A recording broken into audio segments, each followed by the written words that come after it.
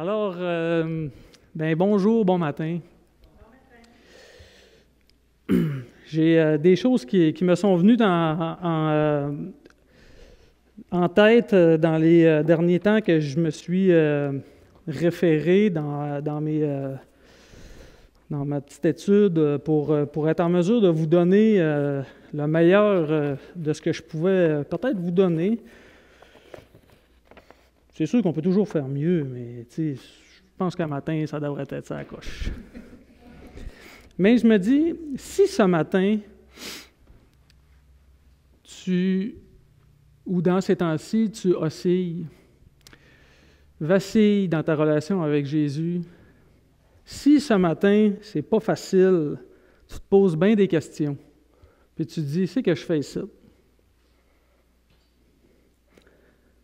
Mais gloire à Dieu, tu es à la bonne place ce matin, dans la maison de Dieu. Tu es vraiment à la bonne endroit. Seigneur, dans le livre des Hébreux, lorsqu'on regarde, j'aimerais vous faire un petit contexte avant même qu'on puisse commencer à aller dans la lecture. Il y a des années d'écriture, il y a un auteur qui a écrit ça. Après ça, il y a des destinataires, parce que lorsqu'on écrit, par exemple, un livre, il y a un destinataire. Après ça, il y a un but aussi à cette épître-là. Donc, si on commence, par exemple, par l'année d'écriture, le livre des Hébreux, c'est un livre qu'on n'est pas trop sûr de bien grandes affaires dedans. Je vous donne un exemple. L'année d'écriture, on suppose que c'est alentour de 68, 69 après Jésus-Christ. Pourquoi? Parce que en 70 après Jésus-Christ, qu'est-ce qui est arrivé? La destruction du temple. Et qu'est-ce que ça signifie, la destruction du temple? Fini les sacrifices. Donc, c'est comme un peu la cassure qui dit « l'ancienne alliance est terminée ». C'est un peu ça que ça veut dire. N'est-ce pas, M. Paul? C'est une image qui est forte. Donc, si c'était tellement important, parce que c'est un événement qui est important, le temple, c'est quand même quelque chose de très important, si c'est important puis que ça marque l'histoire, l'auteur l'aurait mentionné. Mais dans le livre aux Hébreux, il n'en fait absolument aucune mention. Ça, c'est pour l'année, en fait, de l'Écriture. Donc, il me semble que, pour mettre un peu plus d'emphase, s'il y avait quelque chose à dire d'important, il aurait parlé, regarde, ça c'est terminé, à partir de là, l'ancienne alliance est finie. Hein? Mais, il est donné, c'est un petit peu avant ces années-là. Maintenant, qu'est-ce qui est de l'auteur de l'Épître? C'est tellement compliqué. On ne le sait pas c'est qui. On ne le sait pas c'est qui.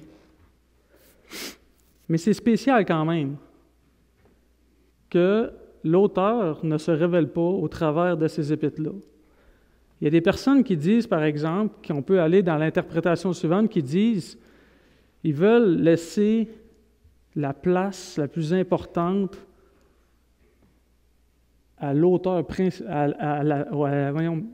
au personnage principal, en fait, de ce livre-là. C'est quand même spécial que de voir que si c'est dans cette optique-là que l'auteur l'a fait, eh bien, c'est comme si que moi, j'étais un écrivain. J'écris un livre qui est très populaire. Je vous donne un exemple. Harry Potter. La série d'Harry Potter. On ne connaît pas c'est qui l'auteur de ce livre-là, parce qu'il veut laisser tout l'espace à l'histoire derrière Harry Potter. C'est impressionnant, pareil, d'entendre ces choses-là. Donc, pour l'auteur de l'Épître aux Hébreux, tout ce qu'on peut se dire, c'est... excusez, j'ai quelque chose qui me vient là, dans mes notes que j'ai prises, que je ne veux pas passer à côté. Je ne sais pas si vous connaissez Origène. Origène, c'est un théologien, philosophe, chrétien, d'Alexandrie, qui était quand même considéré comme l'un des plus grands chrétiens des premiers siècles.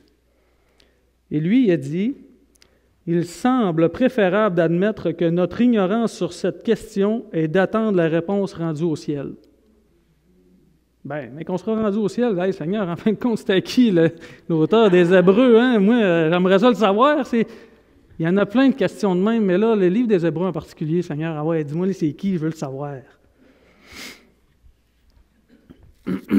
Maintenant, à qui cette épître-là s'adresse? Premièrement, il y a cinq choses qu'on peut savoir. Premièrement, c'était des croyants. Ça, c'est la première des choses. Cet épître-là a été écrit à des croyants. Deuxièmement, c'était des croyants immatures. Troisièmement, ils vacillaient dans leur foi. Ils étaient manifestement bien connus aussi de l'auteur. Et là, on est un petit peu mitigé, mais on peut dire que c'était soit des Romains ou soit du monde de la Judée. C'était un ou c'était l'autre. Parce que c'est vraiment impressionnant, le livre des Hébreux. Maintenant, le but de l'Épître. C'est quoi le but de l'Épître aux Hébreux? L'objectif principal de l'Épître aux Hébreux, c'est premièrement de démontrer la supériorité de Jésus, de l'Évangile par rapport à tout ce qui l'a précédé. C'est quoi qui l'a précédé? L'Ancien Testament, l'Ancienne Alliance.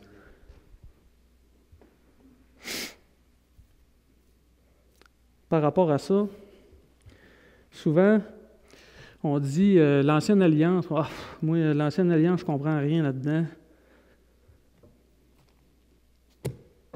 Des fois, on regarde le livre des Exodes, on comprend que c'est l'histoire d'un peuple qui est « Ouf, Seigneur, je te regarde, oups, je te regarde pas ». On n'oublie pas une chose, Jésus, c'était l'Ancien seulement Testament qu'il y avait. Il avait juste accès à ça. Donc, l'Ancien Testament il est hyper important dans notre histoire, dans la Bible. Le Nouveau Testament n'était pas écrit encore. Il était en train de se faire écrire par la vie de Jésus qui s'est manifesté sur la terre. J'aimerais vous lire une partie du livre, c'est « Christ et les Écritures » de Adolphe Saphir. Avec un nom de même, tu te dis « c'est vieux, c'est sûr ».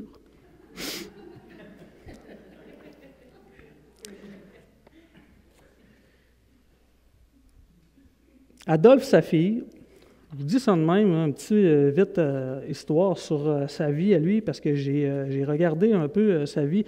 C'est un théologien qui est parti de l'Allemagne, qui est allé en Angleterre. Au début, il a essayé de faire une petite escapade pour aller étudier la théologie en Angleterre. L'Angleterre, là, c'était vraiment très, très, très particulier, puisqu'il y avait beaucoup de connaissances par rapport au protestantisme, si on peut dire, qui nous catégorise un peu sur la vie de Jésus. Okay? Faire une histoire courte, c'est ça. Il a appliqué dans une école. Excusez. Il a appliqué dans une école, il s'est fait refuser, son anglais n'était pas assez bon. Il a décidé de pratiquer son anglais, puis il a réussi à y aller. Fait que là, aujourd'hui, on a tous ces livres, ces publications. Puis, il est né dans les années 1800, pour vous dire. Donc, quand je disais que c'était un vieux nom, effectivement, c'était un vieux nom. C'est quand même des vieux manuscrits. Bon, c'est assez, parenthèse. Ça dit dans le livre... Il me faut dire ici l'étonnement et le chagrin que me cause la négligence aujourd'hui si répandue de ces livres judaïques. Le terme d'Ancien Testament y est peut-être pour quelque chose. Les gens s'imaginent aisément que ce qui est ancien est vieux jeu. Tu sais, quand on est vieux, là, puis que le monde dit « Ah, c'est bien, il est vieux, lui, il va être pogné dans ses mentalités, puis ci, puis ça. » On a tous pensé ça, là, à quelque part. Hein? Je vous accuse pas, mais je vous accuse en même temps, OK? Nous avons déjà vu que ces livres sont remplis de Christ. Et ne fût-ce que parce et ne fût-ce que par ce que sont les seuls livres qui, à notre connaissance, ont été lus et aimés par Jésus-Christ. Il devrait, à ce titre seul, nous être infiniment cher. Le livre favori, le seul livre de Christ, le livre qu'il lisait constamment, qu'il citait sans cesse, le guide et le compagnon de sa vie, l'objet de sa méditation et sa consolation pendant ses souffrances et sur la croix. Si vous aimez Jésus-Christ, assurément, vous devriez aimer profondément l'Ancien Testament et les livres qui les accompagnent. Donc, ici, l'objectif principal, comme je disais, c'était de démontrer la supériorité de l'Évangile par rapport à tout ce qui l'a précédé. Okay? Puis des fois, on néglige ce qui l'a précédé. En particulier, le système lévitique de l'Ancienne Alliance. L'auteur insiste sur le fait que la foi en Christ offre un accès définitif à Dieu, sans intermédiaire ni barrière. Le thème central de l'Épître est donc la suprématie absolue du Christ. Cette supériorité est incontestable et dépasse toute autorité humaine et angélique. Jésus est présenté comme l'accomplissement ultime des promesses de l'Ancien Testament, rendant caduques les anciennes institutions religieuses. Pour l'auteur de l'Épître aux Hébreux, Jésus était la seule personne sur terre qui donnait accès à la réalité, ce qui était l'objectif des Grecs, et donnait accès à Dieu, le grand objectif des Juifs. Maintenant, j'aimerais qu'on puisse tourner dans le livre des Hébreux à partir du chapitre 1.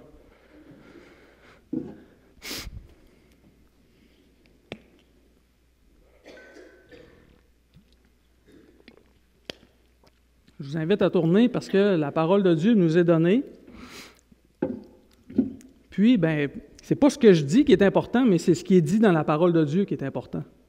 Donc, pour que vous puissiez le lire par vous autres-mêmes également, je vous invite à lire. Sinon, les paroles, je crois qu'ils vont être mises à l'avant. N'est-ce pas, hein, Ludovic? Hein? Je savais que tu suivais, t'es hot. Donc, on commence à partir du chapitre 1, verset 1. Mais j'aimerais ça juste qu'on s'arrête au titre. Je ne sais pas si vous l'avez.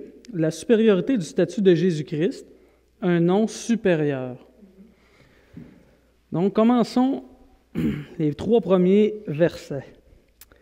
Après avoir autrefois, à plusieurs reprises et de plusieurs manières, parlé à vos pères par les prophètes, Dieu, dans ces derniers temps, nous a parlé par le Fils.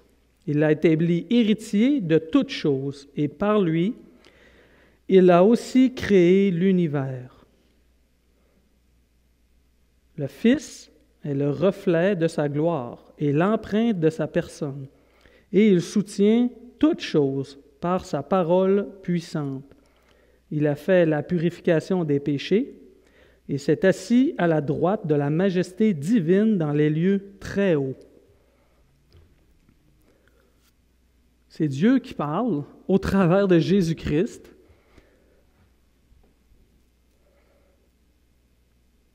Le verset 3 qui dit, il est le verset 2, verset 3. Il est le reflet de sa gloire et l'empreinte de sa personne. Jésus est le reflet de sa gloire. De la gloire de qui? De Dieu. Et l'empreinte de sa personne, il soutient toutes choses par sa parole puissante. Si je vous dis une empreinte, si par exemple on prend, je vous dirais, une matrice, puis on veut fabriquer quelque chose, puis là, je la fesse, puis là, ça fait une empreinte, puis ça fait quelque chose, exemple une pièce de monnaie. La pièce de monnaie, il va y avoir quand même des défauts dedans. Mais dans l'empreinte ici que Dieu a mis au travers de son Fils, c'est une empreinte qui est parfaite. Une empreinte parfaite. Pas une empreinte avec des défauts dedans, puis tu sais, je t'ai moffé un peu, mais non, parfaite. C'est quoi ça veut dire, parfait? Sans défaut, sans tache. Jésus, on est en train de donner l'importance à Jésus ici, qu'il est le reflet de son Père. Comment pas donner la crédibilité à ce Jésus-là? Mais n'oubliez pas à qui ça s'adresse, ce message-là. C'était des chrétiens qui ne savaient pas « Ouais, je vais retourner dans mes anciennes habitudes » ou « C'est qui ce Jésus-là? J'ai peur de m'accrocher à lui. » Hey, je suis en train de dire que c'est le reflet de Dieu. Je suis en train de te le dire. C'est lui, par sa parole, qui me l'a révélé.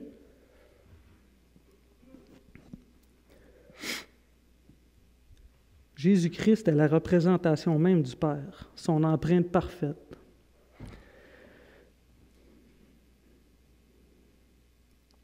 Tout n'est pas parfaitement fait, mais dans sa gloire, Christ est le reflet de son empreinte.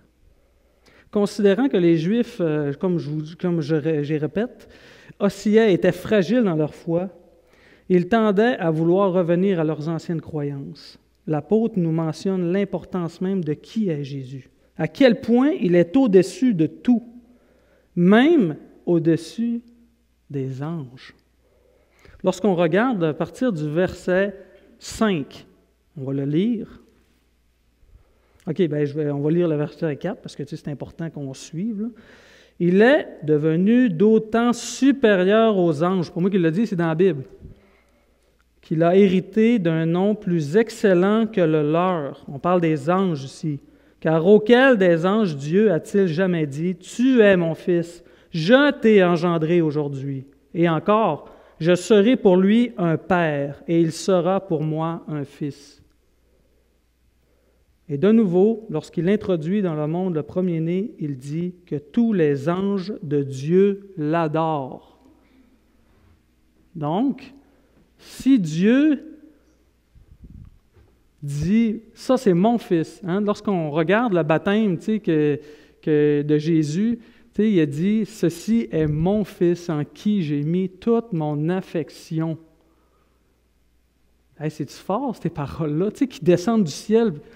Hey, ça vient de où? C'est une voix de tremblement qui vient, mais c'est une voix qui est crédible, qui arrive du ciel, qui dit « c'est lui mon fils ». C'est ce qu'il est en train de dire à ces gens dans l'Épître aux Hébreux. C'est lui, mon fils. Il est bien plus important que les anges. Mais les anges ont une grande importance aussi. Il ne faut pas négliger quand même les anges. Et pourquoi que je vous dis ça? Parce que les anges,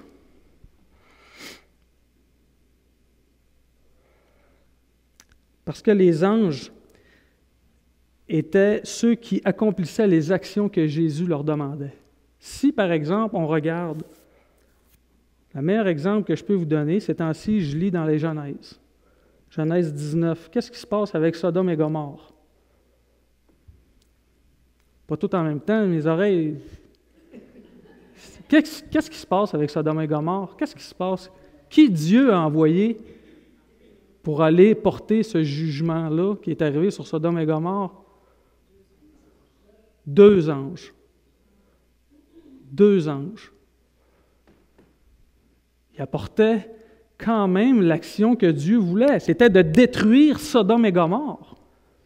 Je veux dire, ils ont quand même des pouvoirs quand même assez puissants. Là. Je veux dire, si on est là puis on dit hey, Seigneur, il ne me demande pas d'aller détruire une place. Hein.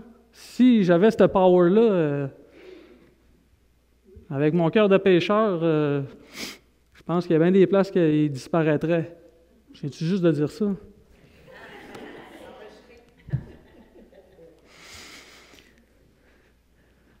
Lorsqu'on regarde au verset 7, pour donner encore plus de crédibilité, il dit, dans le verset 7, ça dit quoi?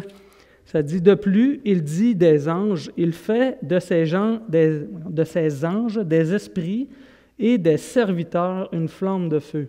Ces paroles-là sont exactement tirées de Psaume 104, le verset 4, qui dit exactement les mêmes choses. Il fait, on va regarder, parce que je vais vous montrer que ça ne vient pas de moi, mais ça vient vraiment de la parole de Dieu.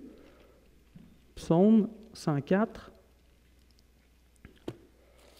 Ludovic, es-tu plus rapide que moi?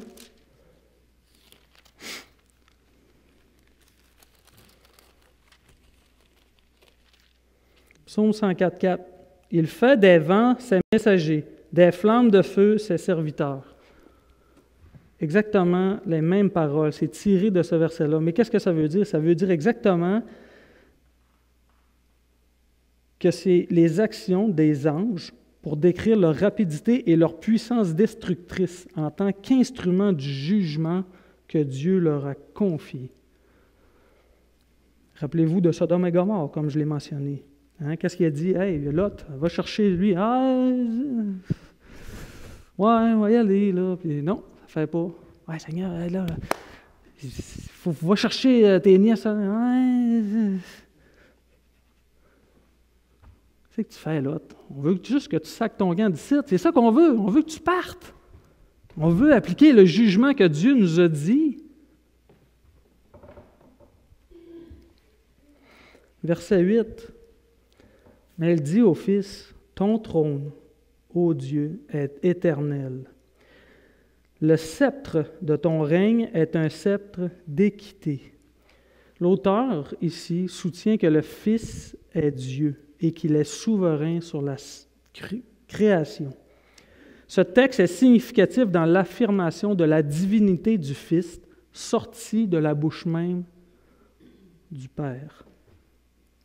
C'est impressionnant, pareil, que de dire « Ton trône, ô Dieu, est éternel. Le sceptre de ton règne est un sceptre d'équité. » Hein? C'est ça qu'il a dit au Fils.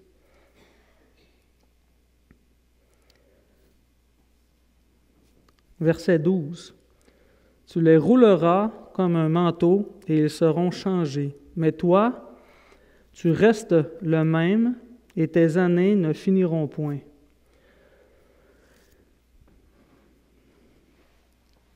C'est quoi que l'auteur veut dire par là?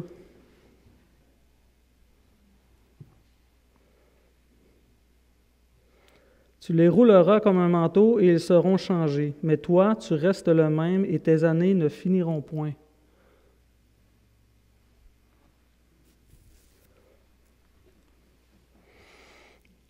Verset 12 nous démontre clairement qu'il restera le même éternellement.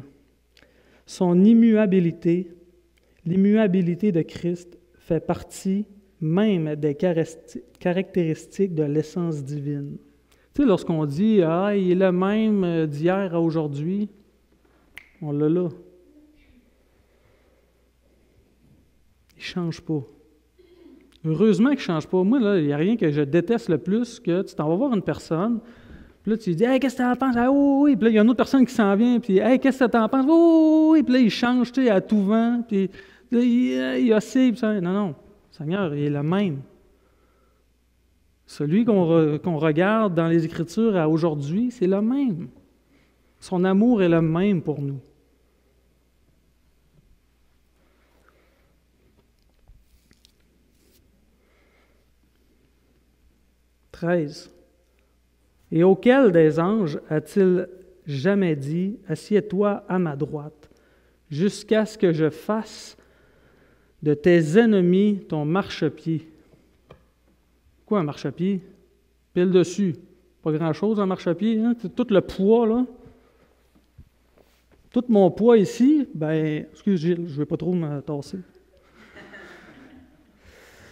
Tout mon poids s'en va sur le marchepied, puis je l'écrase, tu sais. Mais ce qu'on veut dire là-dedans, c'est Dieu a donné la puissance à Jésus. Qu'un jour, il va écraser les ennemis. On ne parle pas des anges. Imaginez-vous, les anges, on l'a vu, on voit qu'ils ont des pouvoirs surnaturels, des pouvoirs de porter des jugements. Mais Jésus, c'est encore plus supérieur que ça, encore.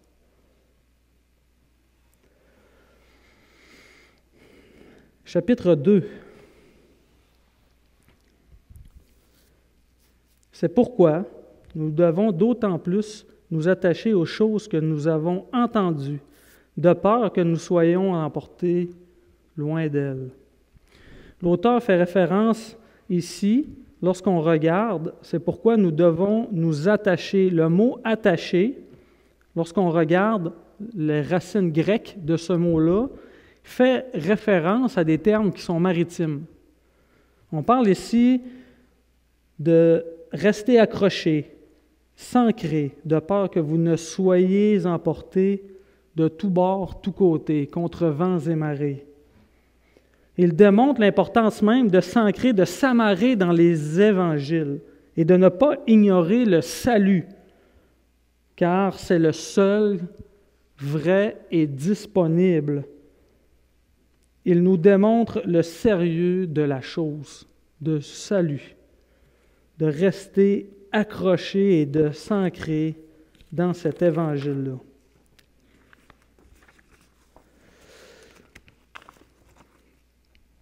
On avance un petit peu plus dans le passage. Allons au verset 6 qui dit « Or, quelqu'un a rendu quelque part ce témoignage. » Et je me souviens, Paul, lorsque tu disais ces réflexions-là, qu'est-ce que l'homme pour que tu te souviennes de lui? Combien de fois je t'ai entendu le dire, ces choses-là? Mais c'est ici qu'on le voit. Or, quelqu'un a rendu quelque part ce témoignage. Qu'est-ce que l'homme pour que tu te souviennes de lui? Ou le Fils de l'homme pour que tu prennes soin de lui?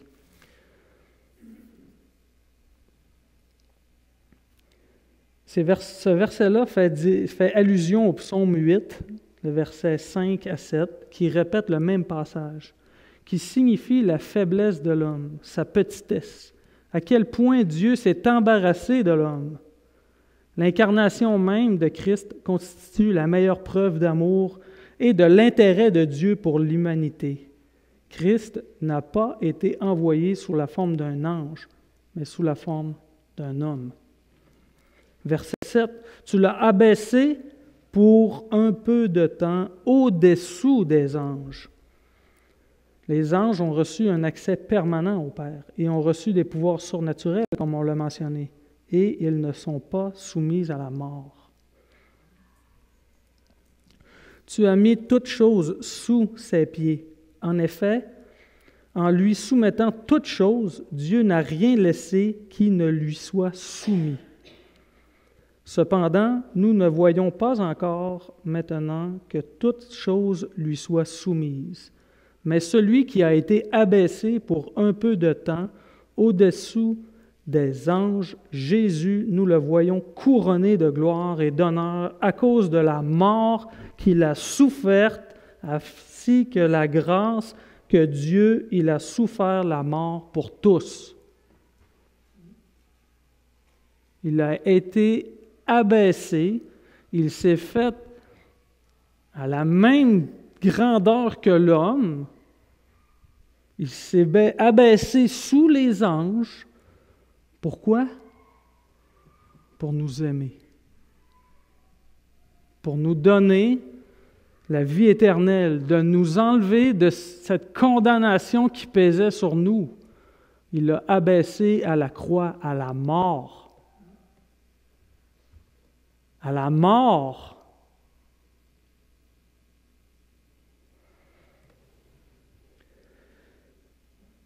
Ainsi, par la grâce de Dieu, il a souffert la mort pour tous. Lorsque je disais que c'est le seul et l'unique salut qui est disponible pour nous, il n'y en a pas d'autre qui égale. C'est Jésus. C'est ça qu'on veut dire dans le chapitre 1 et 2. On parle de l'importance, la suprématie de Jésus. On voulait dire à ce peuple des Hébreux, « Hey, Jésus, là, laisse faire les affaires. Tu sais, tous les holocaustes, puis tout le Seigneur, je vais te faire des sacrifices ici. » Non, non. Il y en a un seul sacrifice, c'est Jésus qui est venu souffrir à la croix. Les choses anciennes sont terminées. Jésus est l'accomplissement de l'œuvre de Dieu sur la croix. Il n'y a pas d'amen là-dessus? Yes!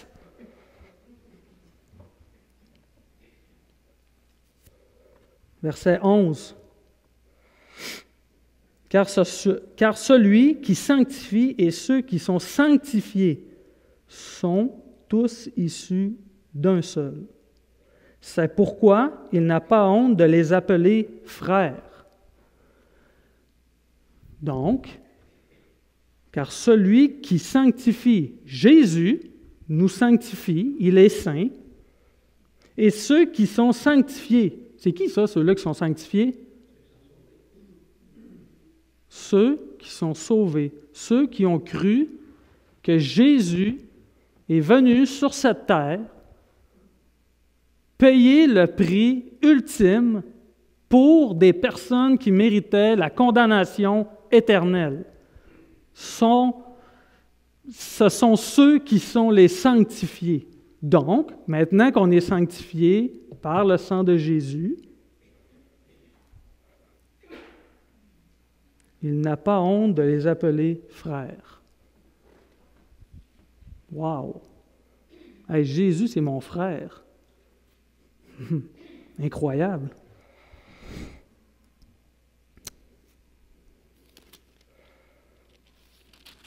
Verset 17. En conséquence,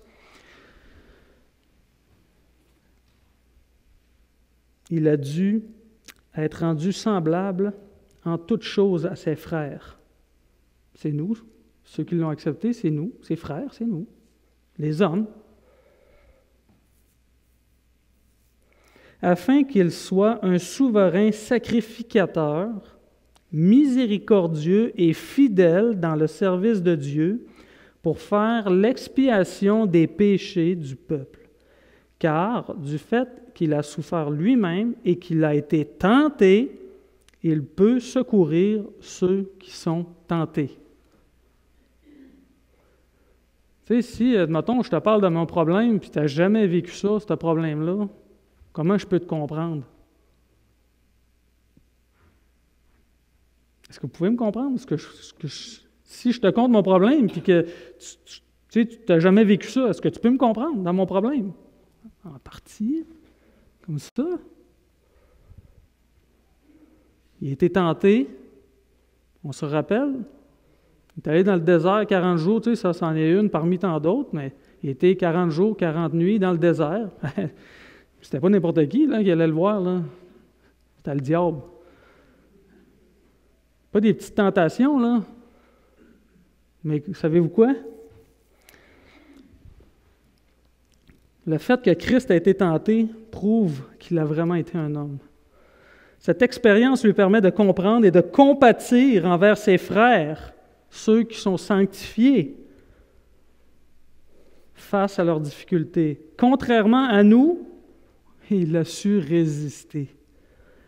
En discernant la puissance de la séduction déployée pour le faire chuter. Hey, wow!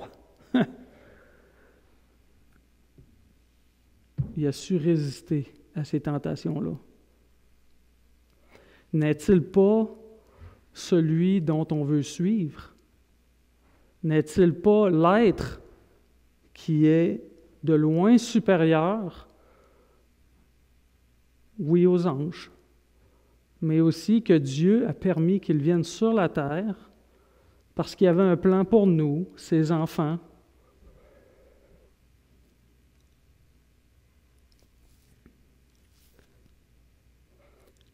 Des fois, tu lis ces choses-là puis tu te dis, aïe, aïe, tu sais, Seigneur, tu es sérieux, là, tu l'as fait pour moi, là.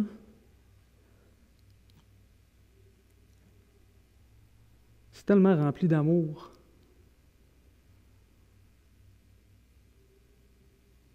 Puis il y en a qui disent, je veux rien savoir de toi, Seigneur. Hey, tu m'as aimé.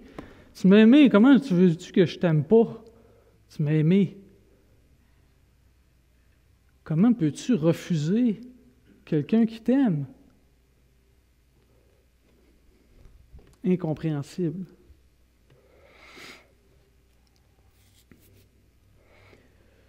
Maintenant, à la lumière de ces deux chapitres qu'on vient de lire, tu sais, j'aurais pu dire bien plein d'autres choses, mais c'est ces choses-là que j'avais à cœur de vous partager ce matin. Il y a 4 choses que j'aimerais qu'ils viennent dans vos têtes. Premièrement, lorsqu'on regarde, lorsque je vous posais la question tout à l'heure, es-tu oscillant, es-tu vacillant dans ta foi envers Jésus? La parole de Dieu dit Jésus, cet être suprême, au-dessus de toute chose. Tu sais, en qui tu peux avoir toute ta confiance que tu peux mettre, puis tu ne seras jamais déçu. Jamais déçu. Puis ça me fait penser, tu sais, des fois, on regarde dans les bénédictions, puis là, on dit, bon, mais Seigneur, tu sais, on regarde la Bible comme, mettons, un livre Ikea, puis là, on se dit, hey, Seigneur, aujourd'hui, moi, je prendrais telle bénédiction. Mais est-ce que les bénédictions qui sont autant des réponses négatives font partie des bénédictions de Dieu?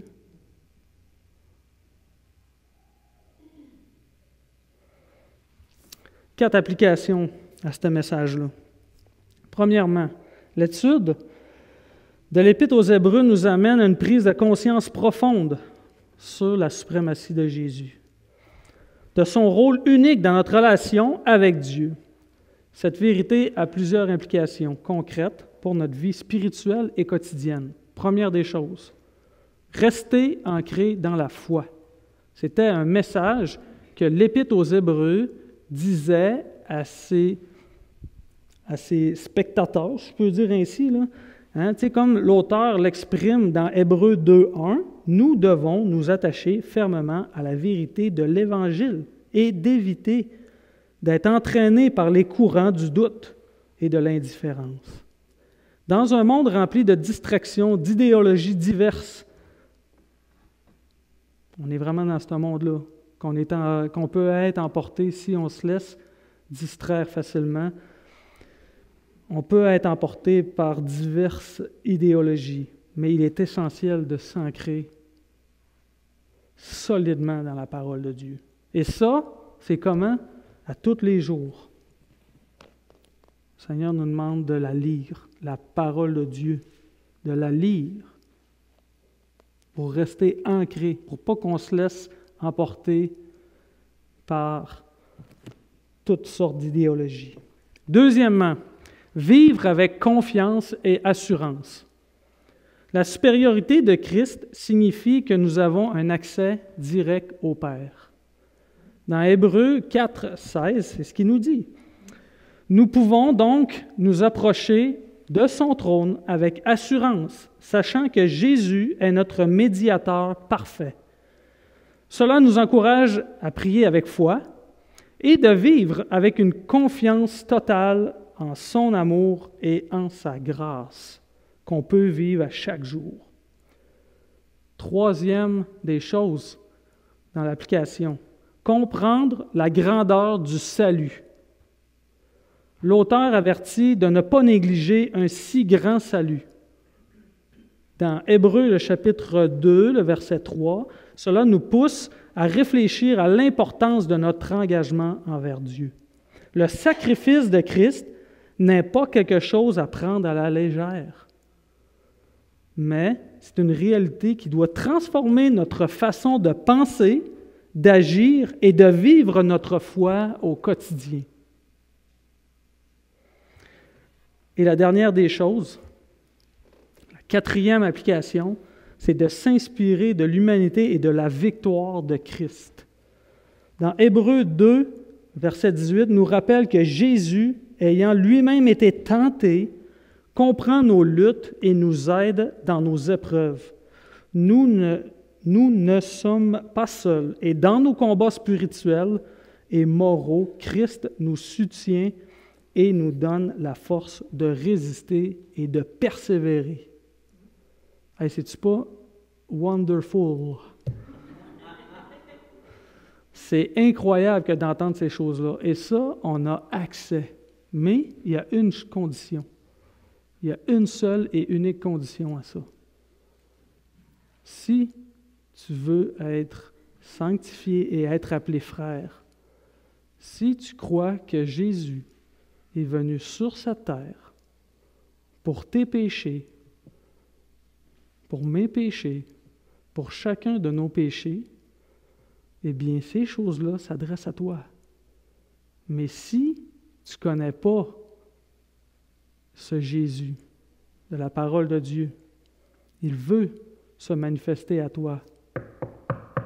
Il cogne à la porte de ton cœur. Puis laisse-le pas juste cogner. ouvre-y. Tu vas être surpris, puis il va transformer ta vie.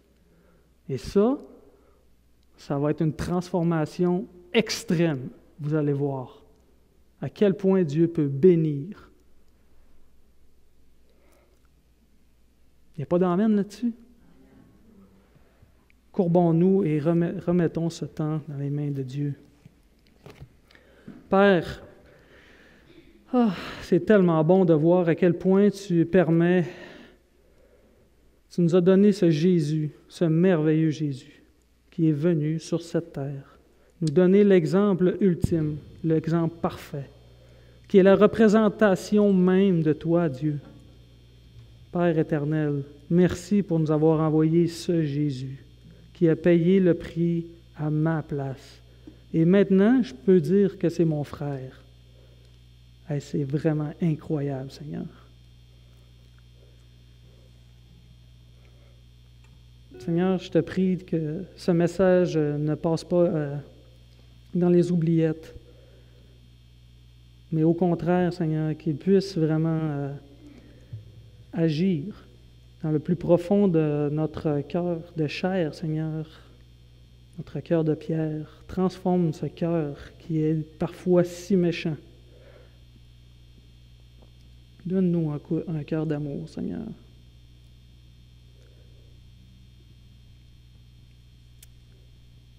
Merci pour ce grand sacrifice à la croix. C'est dans ton Saint-Nom que je te prie, Père. Amen.